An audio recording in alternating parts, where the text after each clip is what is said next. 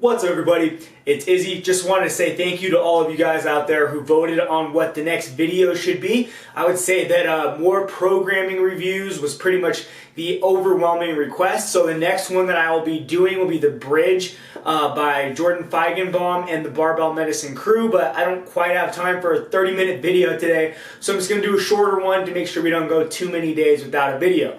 So with that out of the way, let's get right into the topic at hand, and that is, when should you use lifting straps in your training?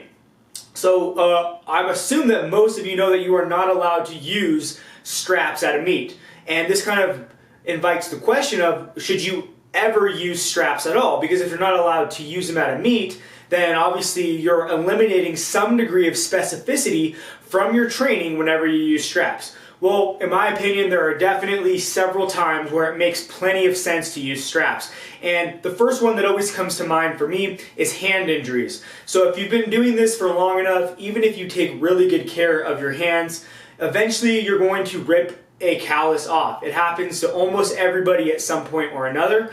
And when it does, you kind of there's only a few options, right? You could try to tough it out, but in most cases, it's going to be a lot better for you if you just use straps for a week or two and let your hand heal. It'll heal more quickly, and you can just get back to doing competition grip on your competition style deadlift.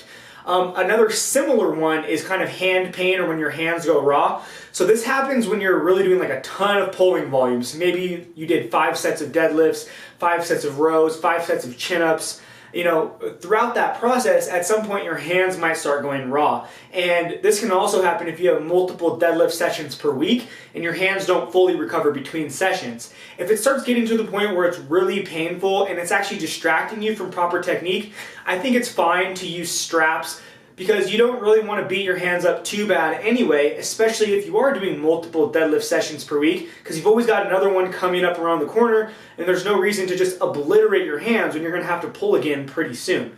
But again, the golden rule with this is just make sure that you're doing most of your competition style deadlifting with your competition style grip, so that you're getting in that grip training. The only way for your grip to really become a huge problem, besides getting super strong and having tiny hands, is if you're using straps all the time.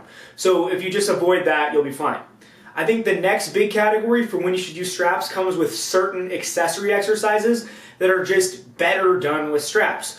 The first one that comes to mind for me is the snatch grip deadlift. So the snatch grip deadlift is essentially a really wide grip deadlift. I'm getting my arms out there, hopefully the camera can pick that up.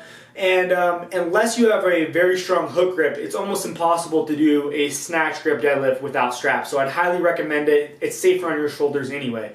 Other things that I would use straps for include any kind of deadlift that starts from the top for multiple reps. So RDLs or touch and go deadlifts, if you have those in your training, you're really unlikely to be able to hold on to any kind of a significant weight for, say, like a 10 rep set without putting it down. You can do deadlifts from the floor for multiple reps because you have that break where the weight is on the ground. But if you have to hold the bar the entire time for like a 10 rep set of RDLs, you know, that set might last 45 seconds and your grip probably won't hold out the entire time.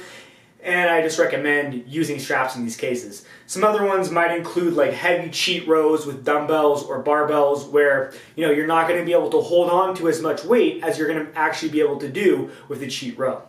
The last one, and it's the biggest exception that really kind of complicates everything significantly, is hook grip deadlifters.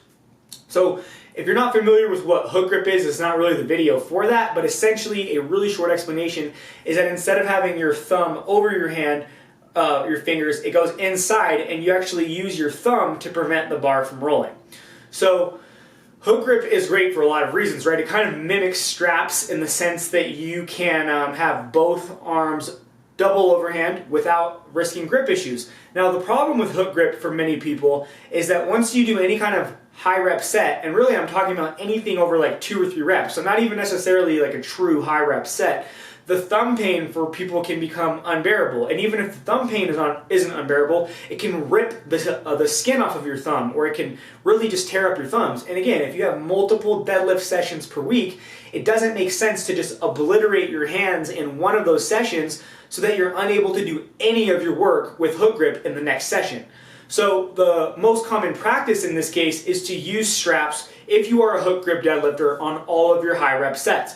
And this is something that I think makes plenty of sense, especially if you're not one of those lucky people that really over time adapts to high rep hook grip sets and doesn't get a ton of pain anymore. One thing I will say that can really help you is you can still do your last rep hook grip even if you do all the other ones strapped. And by doing this, instead of doing, say, like the first one a hook grip, and then you have to set up your straps, if you do the last rep hook grip with your straps, then you do all the reps with your straps, then you just let the straps fall off for the last rep, you quickly set your hook, and then you do the last rep, and it doesn't lead to the situation where you have like a 30-second rest between switching from hook grip to straps. So that's one trick that you can do to get a little bit of extra hook grip practice even on your high rep sets. However, if you are a hook grip deadlifter, I think it is basically, I mean, I'm not going to say it's essential, but it's, in my opinion, very, very important to have regular exposure to submaximal singles.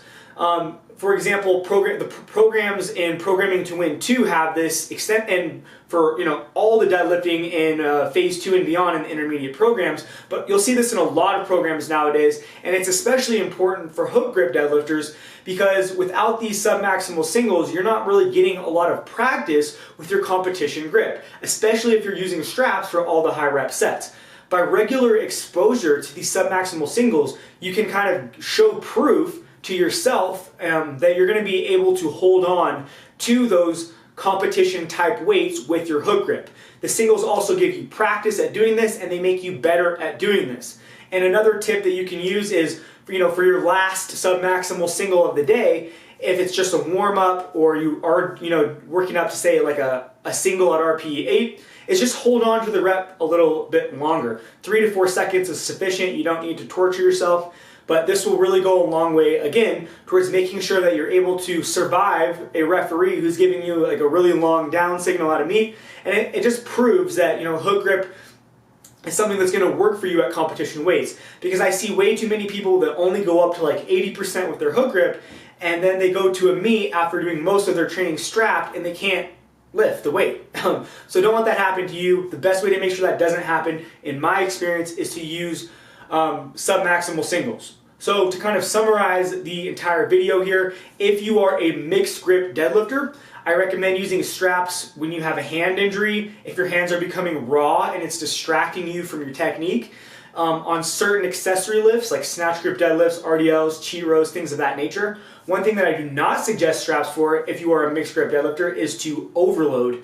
If straps act as an overload for you, and I'm not talking about like touch and go deadlifts, but if straps themselves act as an overload, this is generally a sign that your grip is the weak link.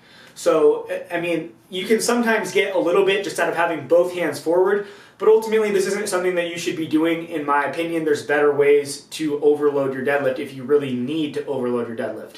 So for mixed grip deadlifters, I wouldn't really do that.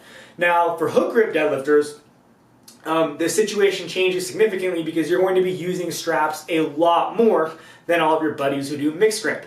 Again, I highly recommend that you hook grip all of your warm-ups and try to find a program that has regular sub-maximal singles so that you get enough practice with the singles to develop your hook grip and make sure that it's not going to fail you at a meet.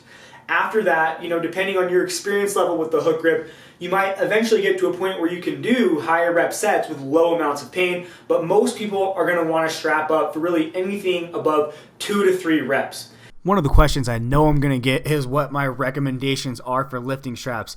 So honestly, if you don't have like a 600 or 700 pound deadlift, you can probably just get cheap ones.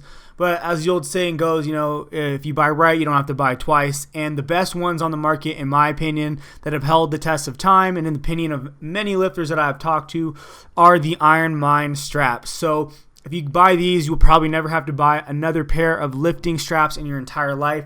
And that is probably the only and best pitch I can give you for why you should get these ones over other ones, because you'll never have to get another pair again. You don't need anything fancy with lifting straps. They all work pretty much the same. So all you really care about is the durability. And honestly, that's all I have to say about straps. So hope you guys found that informative. As always, my friends, good luck with your training and have a nice day.